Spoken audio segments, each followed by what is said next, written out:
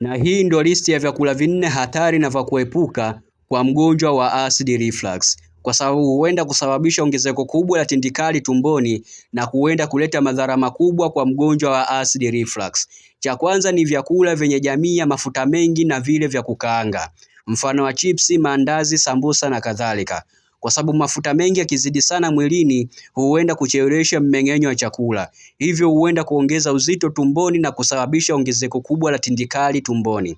Na kingine ni vyakula vyenye jamii ya pilipili nyingi, kwa sababu pilipili nyingi pia zikizidi sana tumboni huenda kusababisha ongezeko kubwa la tindikali tumboni. Na kingine ni vyakula jamii ya matunda yenye ladha ya uchachu, mfano wa limao, machungwa na kadhalika. Hivi pia vinasababisha ongezeko la tindikali tumboni. Na kingine ama kwa cha mwisho ni chocolate.